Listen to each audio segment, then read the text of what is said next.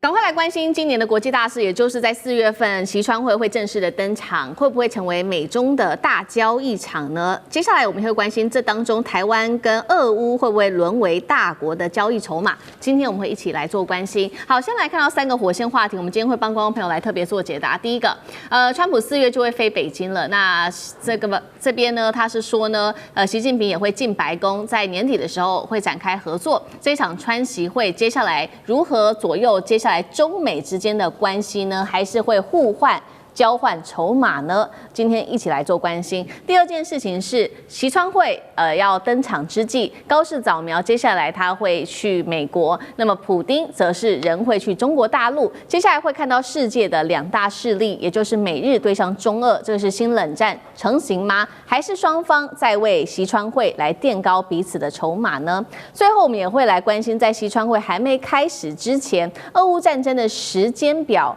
會是先出來嗎？戰場現在不是在前線決定，難道是在談判桌上由政治來決定俄烏戰爭的前景嗎？今天就這些議題，我們會一起來做關心。好，2026年首場的習川會剛剛說了，預計4月份就會正式的展開了。那麼在展開之前，我們先來看到今天可以看到有非常多場的這種全球元首的外交都會在今年正式的啟動。先來看 Politico 正式的點名，川普最快在4月的第1週呢就會前往北京。那麼川普自己也說呢，中國國家主席習近平則是在年底的時候會訪問白宮。他認為現在雙方的互動是相當良好的，等於說中美之間是一來一往的。同時，今年的4月份大家還記得嗎？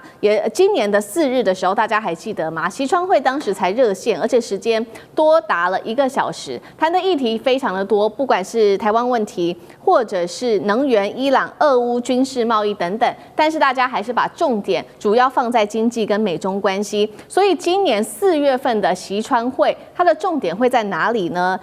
會不會哪一些國家或者是哪一些軍售案成為中美之間的交易談判籌碼？謝大使怎麼解讀？對，當然絕對会成為談判籌碼的。談判的原則就是什麼都要談，越敏感的越放在前面。對，那現在事實上的話，這個美中關係從中國大陸的角度看，從美國的角度看，今年已經定調了，就是怎麼樣，就是一個和緩，就是怎麼樣，就不要發生嚴重衝突的一年。所以呢，貝森在去年年底，美國的財長貝森就說，他說，今年呢，基本上呢。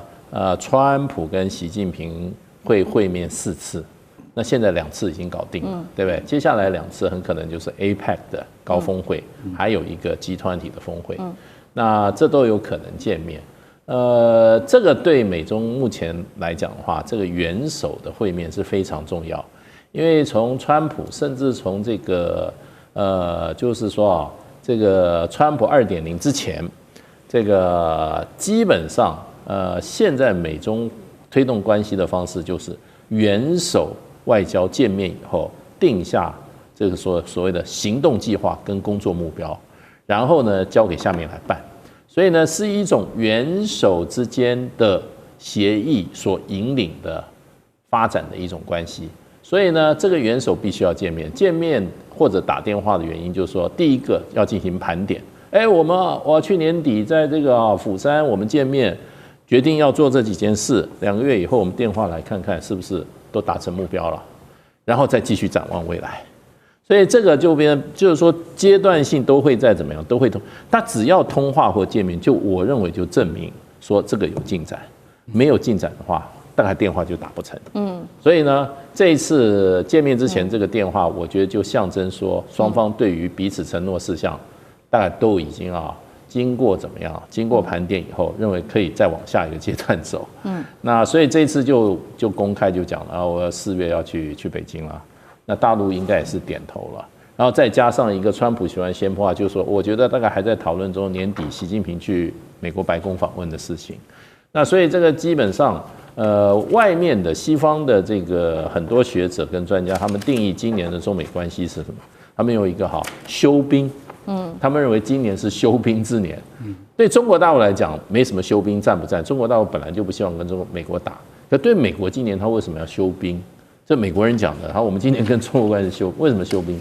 因為川普先生要選舉，期中選舉，這在11月，11月以後會發生什麼事，沒有人知道。川普先生翻臉跟翻書一樣，對，可他現在有需要，休兵。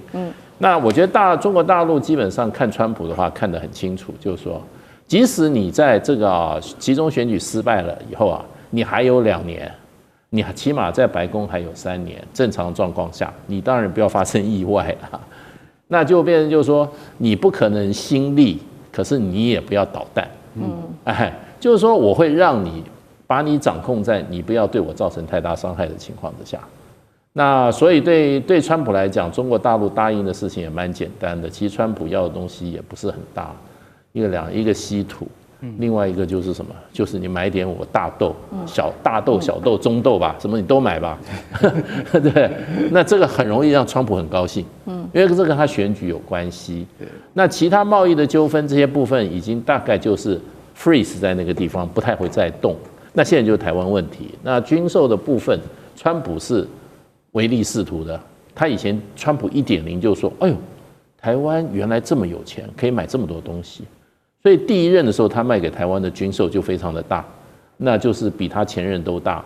那到了第2任的話，他怎麼會不賣呢？所以現在就有人說他已經準備了，好像是200億美元的嘛，項目要準備台灣來買。不過中國大陸，我想在這個問題上一定是不會放鬆的。所以這一次在這個新華社有關習近平跟這個川普的這個會談以後。中間有一關台灣的問題，就是說，希望美方務必在這個在台灣軍售台灣問題上要什麼？要審慎行事啊，務必，他用務必2個字。那這些事情會不會讓美中之間就破局了？我認為也不會，因為中國大陸事實上它是從全面看對美國問題的，那會鬥而不破。然後呢，在可能預期到川普期中選舉以後，川普就會弱勢。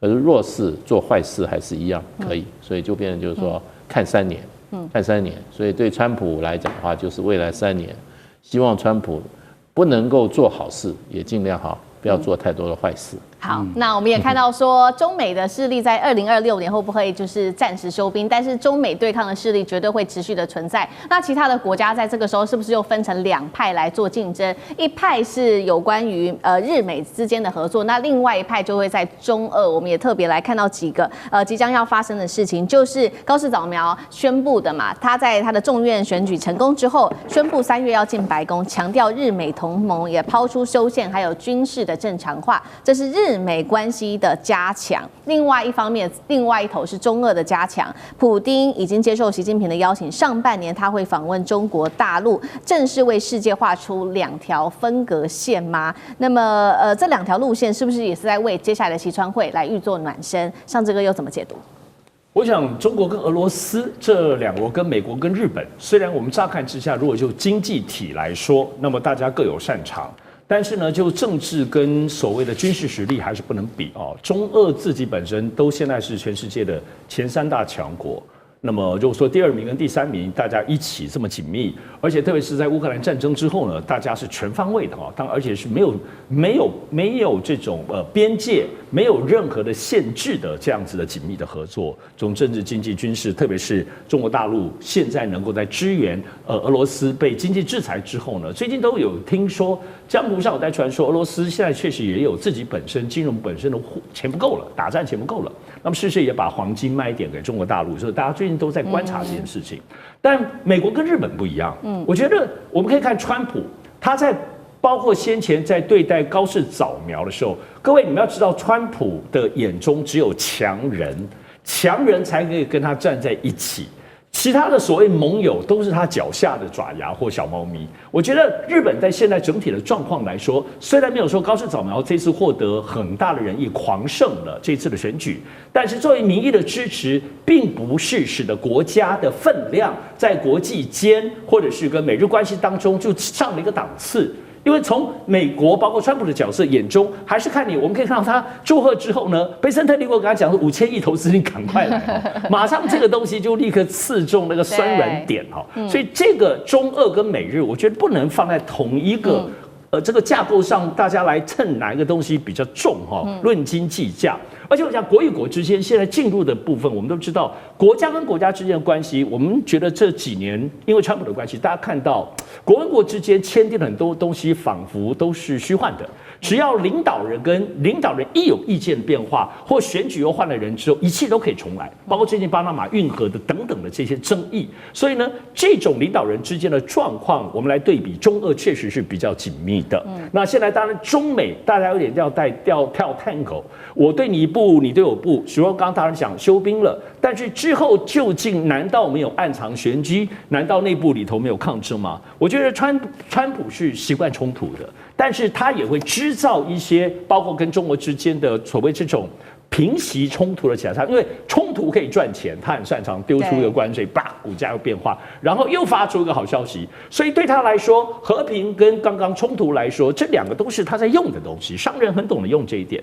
但是呢，終究偶爾要解決問題，比如說現在美國現在期中選舉要出來了，但是我認為現在是這樣子，中俄還是就是大家經濟的更深度的合作，習近平也經常表達就是很合作，普丁也是，兩個人是雙向的奔赴，可以這樣講。但是呢，我們看川普在這次川習會可能會有點微妙，因為現在全世界都認為有可能會談台灣問題，而且在台灣問題當中，在這個當中會觸及到什麼樣的界限？有沒有涉及一些交易性的東西呢？台灣可不可以被拿來交易？至少現在在美國的鷹派或對中的鷹派對台應用動來都是很焦慮的，那麼有各式各樣的放話，所以川習會4月當中，雖然還是會有中美方方面面從政治、經濟、貿易跟等等的這些採購的議題，但大家覺得最集中，過去還沒有認真談的就是台灣問題了。好，接下來的台灣問題會不會在這次習川會當中被提到？我們會持續做關注。那其實另外大家也在很關心的事情，就是打了這麼久的這一場俄烏戰爭，